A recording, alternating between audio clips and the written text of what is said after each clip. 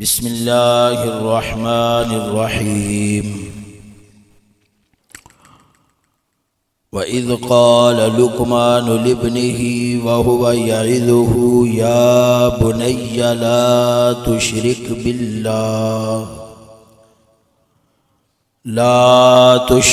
بِاللَّهِ إِنَّ الشِّرْكَ لَظُلْمٌ عَظِيمٌ صدق اللہ مولانا العظیم وبلغنا رسولہ النبی الکریم الامین ونحن على ذلك لمن الشاہدین والشاکرین۔ درود و سلام دا نظرانہ حضور سرور دو عالم نور مجسم صلی اللہ علیہ وسلم دی بارگاہ اقدس ناز دے اندر الصلاة والسلام علیکہ یا سیدی یا رسول اللہ وعلى آلك وصحابك يا سيدي يا خاتم النبيين الصلاة والسلام عليك يا سيدي يا رحمة للعالمين وعلى آلك وصحابك يا شفيع المذنبين۔ عزیز سنی مسلمان بھائیو، السلام علیکم ورحمۃ اللہ۔ آج دے اس جمعۃ المبارک دے اندر درس قرآن دے وچ سورہ لقمان دی چند آیات کریمہ جنہ دے اندر حضرت سیدنا لقمان علیہ السلام نے واعظ و نصیحت فرمائی اپنے بیٹے نو بالخصوص، اور تمام موحدین اور تمام صلاح چاہن والے لوگاں واسطے بالعموم اللہ رب العزت دی بارگاہ دے اندر دعا ہے کہ رب کائنات حق سمجھن، حق کہن، حق دے قائم رہن دی توفیق عطا فرماوے۔ انسان کامل، انسان دا کمال دو چیزاں دے اندر ہے۔ ایک وے کہ علم اس واسطے حاصل کرے کہ میں اس دے اتے عمل کرنا ہے، اور دوسرا اس واسطے کہ علم دوسرے تک پہنچانا ہے تاکہ دوسرے بھی عمل کریں۔ حضرت سیدنا لقمان علیہ السلام جس طرح کے اختلاف روایات ہے کہ یا بعض روایتوں میں چاہتا ہے آپ نبی سن، بعض روایتوں میں چاہتا ہے کہ آپ نبی نہیں سن، لیکن اللہ تعالیٰ دی طرفوں حکیم سن۔ حضرت سیدنا ایوب علیہ نبینا علیہ السلام دے عزیز سن، خالو یا بھانجا روایتیں مختلف نے۔ آپ نے اپنے بیٹے نو واز فرمایا، اللہ رب العزت نے او واز بذریعہ وحی اپنے نبی پاک سرکار دے اتے اتاریا۔ رب نو انہاں دا واز انج پسند آیا کہ اللہ تعالیٰ نے اپنے محبوب دی امت دے لئی، ہدایت دے لئی انہاں دے اس واز نو اپنے قرآن دا حصہ بنا دیا۔ اس دے اندر دیکھو حضرت لقمان علیہ السلام اپنے بیٹے نو واز فرما رہے ہیں۔ ایک تے اتھوں یہ فرق بھی محسوس ہو گیا تقریر دے واز دے وچ کہ واز دے وچ یہ نہیں دیکھا جاندہ کہ اگوں سنن والے کنے نے، رسمی تقریراں دے وچ دیکھا جاندہ ہے کہ سنن والے کنے نے، پھر اہتمام کیتا جاندہ ہے کہ سنن والے بتھیرے ہوں۔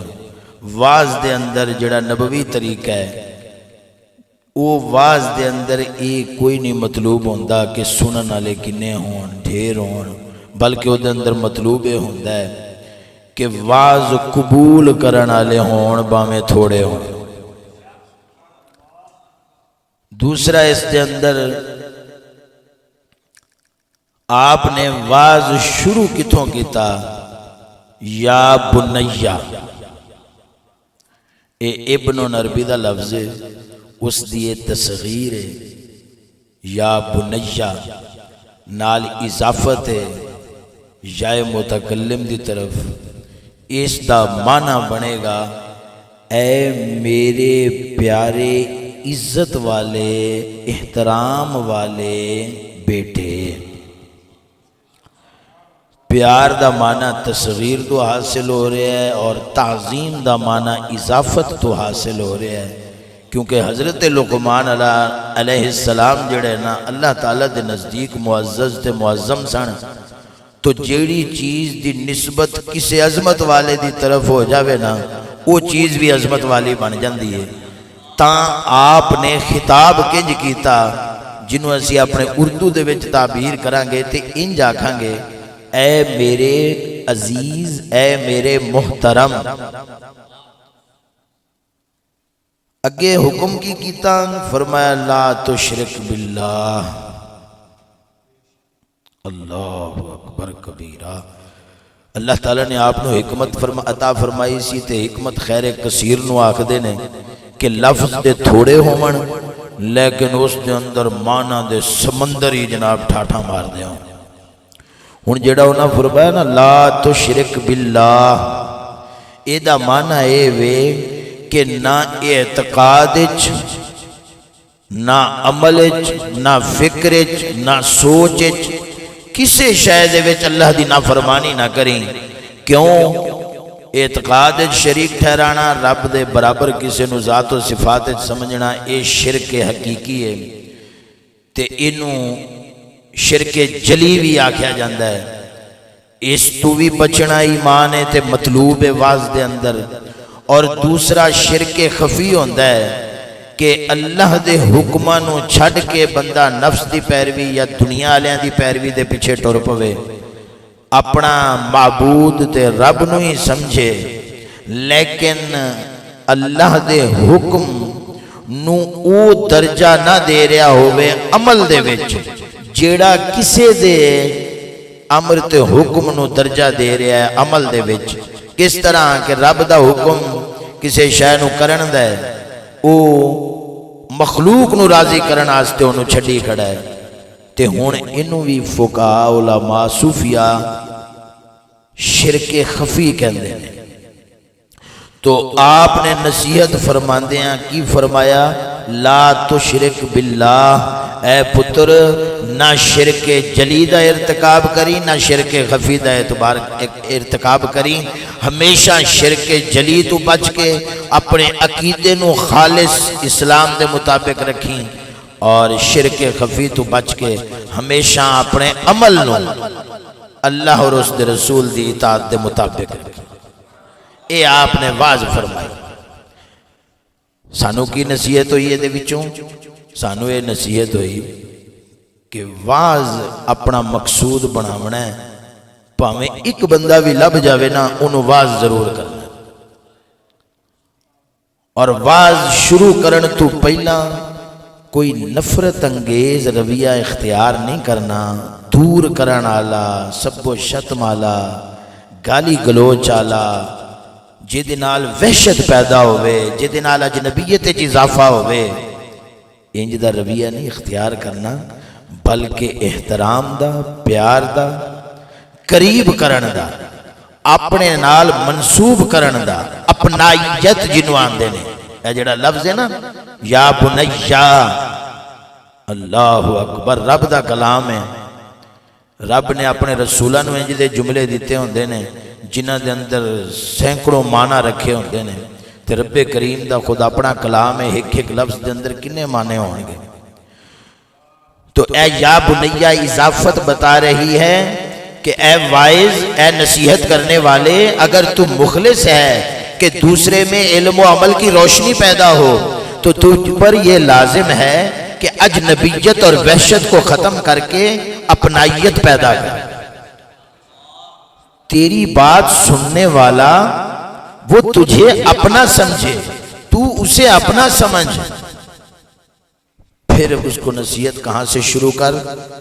اعتقاد مضبوط کرنے سے، عقیدہ مضبوط کرنے سے اس کو نصیحت شروع کر۔ ساتھ میں پھر فرما دیا کہ اس شرک سے اس لیے تجھے بچنے کا کہہ رہا ہوں، ان الشرک لظلم عظیم، کہ یہ جو شرک ہے یہ بہت بڑا ظلم ہے، بڑی وڈی زیادتی دا کام ہے۔ اے ظلم اپنے تے کرنا ہے، جڑا شرک کرنا ہے اپنے تے ظلم کرنا ہے۔ اللہ اکبر کبیرہ۔ نال فرمایا وَوَصَّيْنَا الْإِنسَانَ بِوَالِدَيْهِ۔ کتنی خوبصورت طریقہ تبلیغ ہے۔ عقیدے اور ایمان کی تبلیغ فرمانے کے بعد قرآن مجید فرقان حمید نے ہمیں معاشرت سکھائی، جس کو کہتے ہیں حسن معاشرت، حسن اخلاق، لوگوں کے ساتھ کیسے رہنا سہنا ہے، ان کے ساتھ رویے کیسے کرنے ہیں اختیار۔ تو چنانکہ ان لوگوں میں سے سب سے اہم ترین جو ہیں وہ آپ کے والدین ہیں۔ تو سب سے پہلے ایمان کی مضبوطی کے بعد پھر کیا بتایا گیا کہ آپ نے اپنے والدین کے ساتھ کیا رویہ اختیار کرنا ہے۔ یہ قرآن مجید ہمیں بتا رہا ہے کہ ہم نے اپنے بچوں کی تربیت کس طرح سے کرنی ہے۔ ان کا عقیدہ مضبوط کرنے کے بعد ان کو والدین کے بارے میں جو حقوق آئے ہیں، اللہ رسول نے جو بنائے ہیں، وہ حقوق سکھاؤ۔ اب وہ کیا فرمایا؟ حملتہ امہ وہنن علی وہن۔ اللہ اکبر، اہمیت بٹھائی جا رہی ہے کہ تیرے والدین کی اہمیت ہے کیا۔ تو بتایا تیری ماں وہ ہے کہ جس نے حمل کے دوران ہمیشہ تکلیف پر تکلیف جھیلی، کمزوری پر کمزوری اس نے برداشت کی۔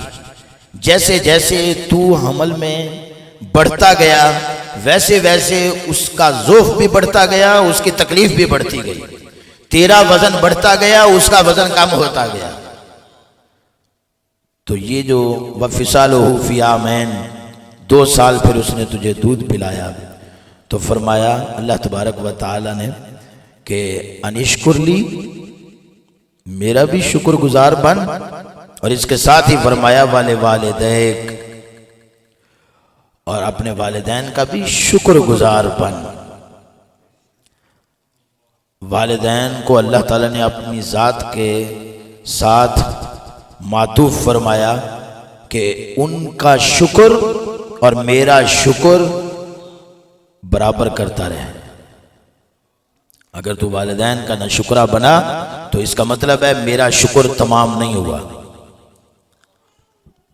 اور پھر مزید فرمایا ہاں وَإِن جَاهَدَاكَ عَلَىٰ أَن تُشْرِكَ بِي مَا لَيْسَ لَكَ بِهِ عِلْمٌ، اگر وہ تجھے میری مخالفت پر ابھاریں فَلَا تُطِعْهُمَا،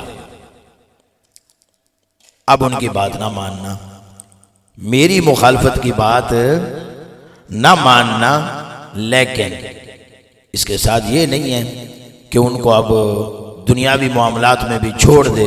اگر وہ کافر ہیں تو فرمایا وَصَاحِبْهُمَا فِي الدُّنْيَا مَعْرُوفًا، دنیاوی معاملات میں ان کے ساتھ معروف کا رویہ رکھنا۔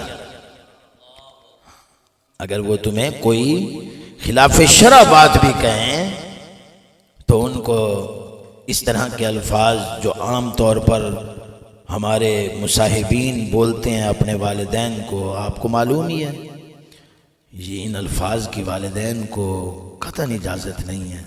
پہلی تو بات یہ ہے کہ ان کو نہ نیچری سمجھو، نہ کافر سمجھو، نہ دائرہ اسلام سے خارج سمجھو۔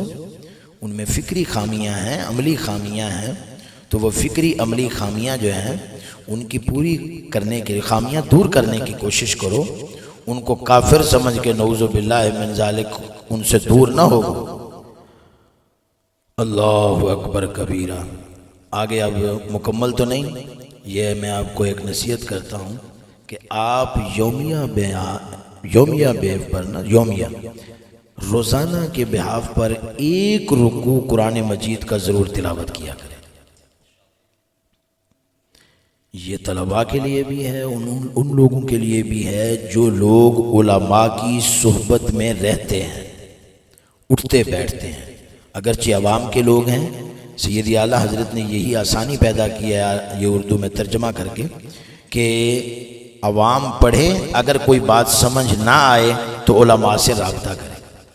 ان کے لیے قرآن مجید کے ترجمے پڑھنے کی اجازت نہیں ہے جو علماء سے رابطے میں نہیں ہوتے، جو علماء سے استفادہ نہیں کرتے، ایسے عوامی لوگوں کے لیے قرآن مجید ترجمے سے پڑھنے کی اجازت نہیں ہے۔ آپ جیسے جو مریدین متوسلین معتقدین ہیں، آپ یہ اپنا فرض سمجھیں. آپ کے فرائض دینیہ میں سے یہ ہے کہ آپ قرآن مجید ترجمے سے پڑھیں. ہمارے میں بعض ایسے لوگ ہیں جو یہ تربیت کرتے رہے ہیں کہ بھئی قرآن پاک دا ترجمے نو ہاتھ بھی نہیں لانا، اسی اس قابل ہی کوئی نہیں. غلط بات ہے. یہ ان کی تربیت نے بہت نقصان کیا ہے. اس کی وجہ سے ہم قرآن و حدیث سے دور ہو گئے. ہمارے متوسلین معتقدین اصول دین سے دور ہو گئے. انہوں نے صرف اس بات کا محتاج رکھا کہ ہماری تقریر سنو، ہمارا بیان سنو، بس ہماری کیسٹوں تک محدود رہو. یہ بات غلط ہے. کوئی بھی شخص کسی کی دینی ضرورت کو ایک دو تقریروں بیانوں میں پورا نہیں کر سکتا. یہی اس کا حل ہے جو اسلاف امت نے دیا ہے کہ قرآن مجید کی تعلیم عام کرو، قرآن مجید کی تلاوت کرو، زیارت کرو، قرآن مجید کا فہم اپنے اندر پیدا کرو، قرآن مجید کو ترجمے سے پڑھو، علماء سے رابطے میں رہو. سید اعلیٰ حضرت سرکار کا بھی فتویٰ یہی ہے کہ اگر عوام عالم سے استفادہ کرے تو پھر اس کے لیے ترجمہ پڑھنا جائز ہے. اب آگے چند نصیحتیں مزید فرمائیں آپ نے. اللہ اکبر. فرمایا اے بیٹے ان کی پیروی کر جو میری طرف رجوع کرنے والے ہیں.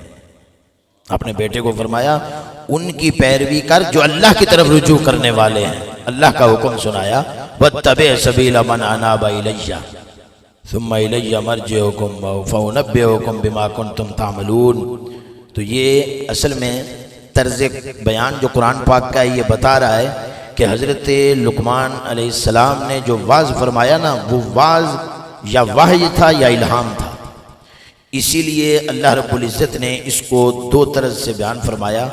پہلے الفاظ کا اسناد جو ہے وہ حضرت لقمان علیہ السلام کی طرف ہو رہا ہے، پھر اسناد اللہ تعالیٰ اپنی طرف فرما رہا ہے، پھر اس کے بعد حضرت لقمان کی طرف اسناد ہوگا. تو اس سے پتہ چل رہا ہے کہ یہ اگر حضرت لقمان نبی تھے تو پھر وحی ہے، اور اگر حضرت لقمان جو ہیں وہ حکیم تھے، نبی نہیں تھے، تو پھر بذریعہ الہام اللہ تعالیٰ نے ان کو یہ چیزیں عطا فرمائیں اور انہوں نے ان کے ساتھ واعظ فرمایا. اور ہمارے پاس تو پھر وحی کی صورت میں آیا نا. فرمایا یا بنیہ. اب پھر حضرت لقمان کی طرف اسناد ہو گیا افعال کا. یا بنیہ انہا ان تک مثقال حبۃ من خردل فتکن فی صخرۃ او فی السماوات او فی الارض یأت بہا اللہ ان اللہ لطیف خبیر. فرمایا بیٹے رائی کے دانے برابر بھی کوئی برائی کی نا، کسی بھی کونے میں کی دنیا کائنات کے، پہاڑوں میں چھپ کر کرے، غاروں میں چھپ کر کرے، کہیں بھی کرے گا نا، اللہ تعالیٰ اس کو سامنے لے آئے گا. یہ عقیدہ اپنے بچوں کے دلوں میں بٹھاؤ کہ اللہ تبارک و تعالیٰ وہ جو کچھ بھی کیا ہوگا نا زمین و آسمانوں میں، رائی برابر بھی گناہ کا کام کیا ہوگا، یہ مت سمجھو کہ میں نے چھپا لیا. حق تعالیٰ سے کوئی چیز نہیں چھپی. مالک جل شانہ وہ سب کے سامنے لے آئے گا. تو لہٰذا کل قیامت والے دن سب پورے انسانوں کے سامنے حضرت آدم علیہ السلام سے لے کر سید الانبیاء صلی اللہ علیہ وسلم کی ذات اقدس تک تمام انبیاء علیہ السلام اور ان کی امتوں کے سامنے رسوا ہونے سے یہی بہتر ہے آج ہی ہم رو کر اللہ تعالیٰ کی بارگاہ میں اپنے کیے ہوئے گناہوں کی معافی طلب کر لیں کہ اے میرے مالک ہمیں معافی عطا فرما، پناہ عطا فرما.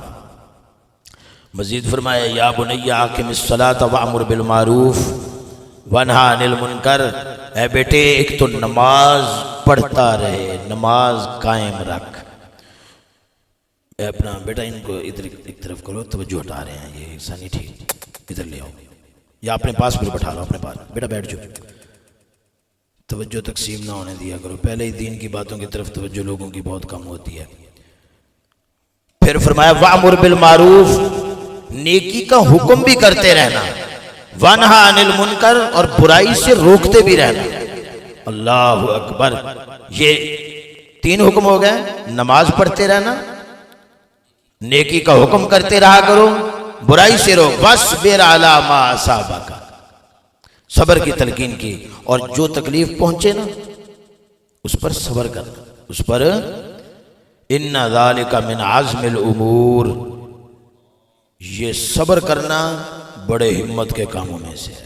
یہ امر بالمعروف کرنا، نہی عن المنکر کرنا، واعظ کرنا، دوسروں تک احکام شرع پہنچانا، یہ بڑے ہمت کے کاموں میں سے ہے۔ یہ جن ہمت کے کاموں کے لیے آپ تیار ہو رہے ہو،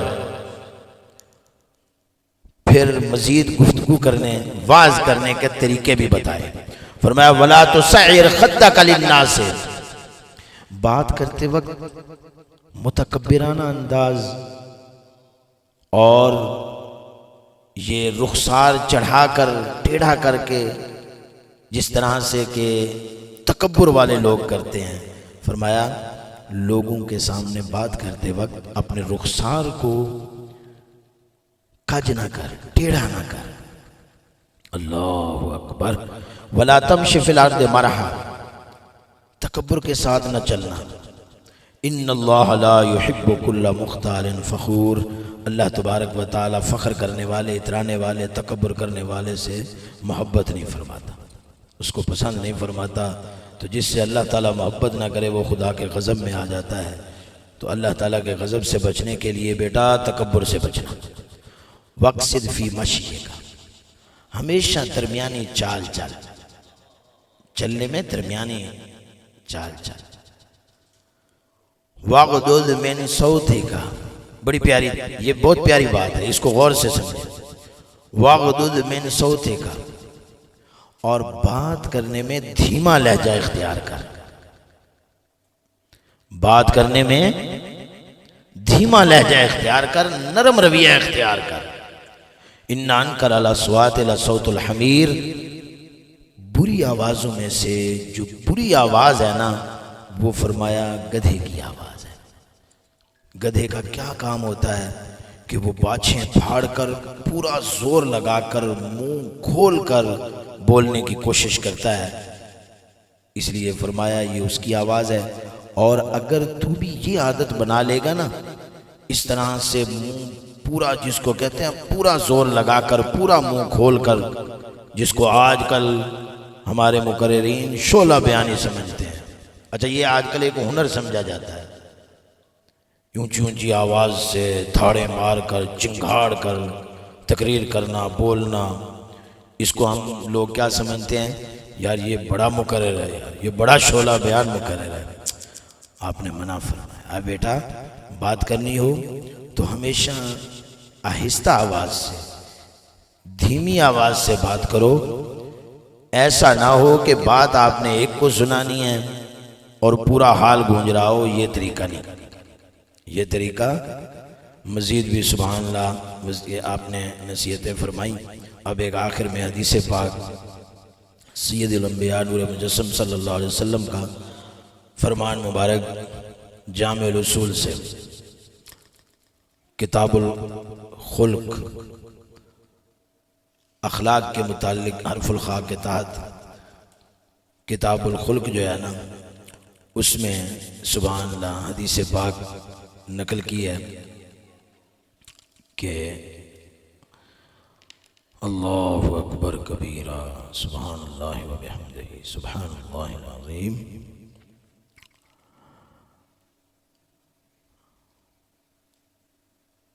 اللہ اکبر۔ حسن اخلاق کے متعلق، کس کے متعلق؟ حسن اخلاق کے متعلق سید الانبیاء صلی اللہ علیہ وسلم نے فرمایا، ترمذی شریف کی حدیث ہے، حضرت جابر بن عبداللہ رضی اللہ عنہما اس کے راوی ہے، رسول اللہ صلی اللہ علیہ وسلم نے فرمایا ان من احبکم الی و اقربکم منی مجلسا یوم القیامت احاسنکم اخلاقا۔ اللہ اکبر کبیرہ، سبحان اللہ، سبحان اللہ۔ فرمایا کل قیامت کے دن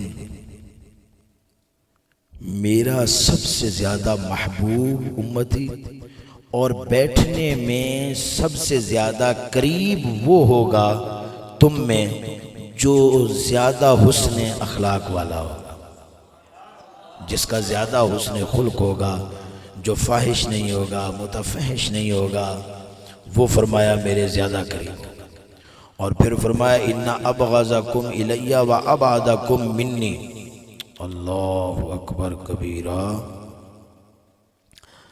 اور میرے نزدیک زیادہ مبغوض اور مجھ سے زیادہ دور وہ ہوگا. 3 لفظ اس کے لیے استعمال فرمائے ہیں آپ نے ایسے لوگوں کے لیے: ثرثارون، متشدقون، متفہقون. اللہ اکبر کبیرہ. صحابہ اکرام نے عرض کی حضور یہ ثرثارون تو متشدقون کا معنی تو ہم سمجھ گئے ہیں، متفہقون کس کو کہتے ہیں؟ رسول اکرم صلی اللہ علیہ وسلم نے فرمایا المتکبرون. ان 3 لفظوں کی مختصر تشریح امام ابن الاسیر الجزری کی کتاب سے وہ فرما رہے ہیں ثرثارون کون ہیں؟ الذین یکثرون الکلام تکلفا وخروجا عن حد الواجب. فرمایا کہ جو باتونی لوگ ہوں، جتنی ضرورت ہے نا اس سے بڑھا کر باتیں کرنے والوں کو ثرثارون کہا جاتا ہے، جن کو ہم باتونی کہتے ہیں. جس سے ضرورت پوری ہو گئی، اگلے کو جو بات سمجھانی تھی وہ سمجھا دی گئی ہے، بس کفایت کرنی چاہیے. المتفہقون لکھ رہے ہیں الذین یتوسعون فی الکلام، کلام بہت لمبی کرن، ویفتحون بہ افواہہم، اور باچھیں، جس کو باچھیں کہتے ہیں، باچھیں پھاڑ پھاڑ کر بات کرنے والے، اونچی اونچی آواز سے چیخ چیخ کر، چلا چلا کر باتیں کرنے والے. فحق سے یہ ماخوذ ہے، اس کا معنی امتلاء ہوتا ہے. اور متشدقون یہ کون ہے؟ الذین یتکلمون بملء افواہہم تفاصحا وتعظیما لنطقہم،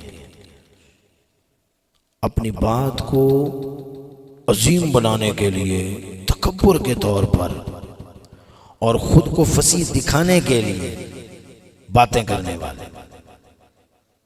اللہ اکبر. یعنی کیا مطلب؟ خلاصہ یہ ہوا کہ بھئی چیخ چلا کر بات کرنا، بات کو لمبا کرنا، تکبر کے طور پر بات کرنا، حد کے عزت کے طور پر بات کرنا، کسی مسلمان کی تذلیل و تضحیک کے لیے بات کرنا، کسی کا دل دکھانے کے لیے بات کرنا. فرمایا جو ایسے لوگ ہوں گے نا، جن کی یہ صفات ہوں گی، جو ایسے مقرر ہوں گے، جو ایسے تبلیغ کرنے والے ہوں گے، جو یہ طریقے اختیار کریں گے، فرمایا وہ مجھ سے دور ہوں گے اور وہ میرے نزدیک سب سے زیادہ مبغوض ہوں گے. میرا سب سے زیادہ غضب ان پر ہوگا. اللہ اکبر. اللہ تعالیٰ ایسے مغضوبین ضالین سے ہمیں اپنی پناہ میں رکھے، نجات میں رکھے، اور ہمیں خود بھی ان صفات سے محفوظ رکھے. اللہ تعالیٰ اپنی پناہ میں رکھے ان صفات سے. تو میرے پیارےو، یہ چند ایک نصیحتیں ہیں. اللہ تبارک و تعالیٰ ان پر عمل کی توفیق عطا فرمائے. آخر میں علی الاختصار یہ ایک کلپ سنا جس میں حضرت سیدنا امام زین العابدین رضی اللہ تعالی عنہ کے متعلق چند غلط باتیں شائع کی گئیں، اور اس میں انداز بھی بازاری اختیار کیا گیا، الفاظ بھی شایان شان نہیں تھے. تو بہت دل کو تکلیف ہوئی. کچھ چیزیں غفلت کہیں، جہالت کہیں یا خیانت کہیں، یہ سننے والے خود اس کا فیصلہ کریں گے. حضرت سیدنا امام زین العابدین رضی اللہ تعالیٰ عنہ کی والدہ محترمہ، والدہ ماجدہ، آپ کو عمومی طور پر شہر بانو کہا جاتا ہے. جو بھی کربلا کے متعلق کتابیں لکھی گئی ہیں اس میں جو ان کا نام لکھا جاتا ہے وہ شہر بانو، عمومی طور پر بھی مشہور یہی ہے. جو اصل ان کا نام ہے وہ تاریخ دمشق والے سلامہ یا غزالہ لکھ رہے ہیں. تو یہ سلامہ اور غزالہ یہ حضرت سیدنا امام زین العابدین رضی اللہ تعالیٰ عنہ کی والدہ محترمہ کا نام ہے، آپ کی اہلیہ محترمہ کا نام نہیں ہے. اس کہنے والے نے کہا ہے کہ آپ کی اہلیہ محترمہ کا یہ نام ہے. اور پھر دوسری بددیانتی یا خیانت یا جہالت یا غفلت کہ کہا کہ عبد الملک بن مروان نے حضرت سیدنا امام زین العابدین رضی اللہ تعالیٰ عنہ کو کنیز خرید کر پیش کی. تو الفاظ پیش کرنے کے بھی بہت غلط طریقے سے تعبیر کی ہے، یہ غلط تعبیر ہے۔ ملک یمین ہو یا ملک نکاح ہو، وہاں پر پیش کرنے کا لفظ ہمارے عرف میں بولنا اس لیے توہین ہے کہ ہمارے عرف میں عورت پیش کرنا یہ کسی اور معنی کے اندر بولا جاتا ہے جس کو آپ لوگ سمجھتے ہو۔ کوئی بھی سلیم الطبع انسان اس تعبیر کو کبھی بھی شایان شان سادات، اور وہ بھی سید السادات گھرانہ، ان کے متعلق یہ لفظ نہیں سمجھے گا کہ یہ درست ہے کہ سادات کی اماں پیش کی، اس طرح کے الفاظ، یہ کوئی انسانیت ہے؟ خدا تعالیٰ عقل اور حیا دے ایسے بے ضمیر لوگوں کو۔ یہ بھی غلط ہے۔ تاریخ دمشق کے حوالے سے سیدنا امام زین العابدین رضی اللہ تعالیٰ عنہ نے، آپ نے نکاح فرمایا، عقد نکاح فرمایا۔ جب عقد نکاح فرمایا آپ نے، تو وہ بی بی پاک جن کے ساتھ عقد نکاح ہوا وہ پہلے آما تھی۔ اعتاق کے بعد عقد نکاح اور تزوج جب فرمایا تو عبد الملک بن مروان نے آپ کو خط لکھا جس میں کڑی تنقید کی۔ ایرہ کے لفظ ہیں جس کے معنی یہ بنتے ہیں کہ کسی کو کہنا کہ تو شرم کر، تو حیا کر، تو ایک کم بے شرمیدہ کی تھی۔ جب یہ ہم کہیں گے نا تو عربی اس کو تعبیر کریں گے کہ ایرہ فلان نے اس کو آر دی۔ آر دینے کا مطلب ہوتا ہے کہ اس پر اس نے ایسی تنقید کی، اس کے عمل کو غلط کہا کہ تیرا عمل حیا کے تقاضے پورے نہیں کر رہا، تب ایرہ کا لفظ ہوتا ہے، تعییر کا لفظ ہوتا ہے۔ تو وہ عبد الملک بن مروان تو آپ کو تعییر کا خط لکھ رہا ہے، اور تم کہہ رہے ہو کہ نعوذ باللہ من ذالک الفاظ بھی بھتی استعمال کر رہے ہو کہ وہ زر خرید کنیز جو ہے وہ پیش کی۔ کوئی زر خرید کنیز نہیں پیش کی آپ کو، اور آپ نے اپنی ہی جو تھی مولات جس کو اما بولتے ہیں، تو انہی سے آپ نے تزویج فرمائی اور عقد نکاح فرمایا ان کے ساتھ۔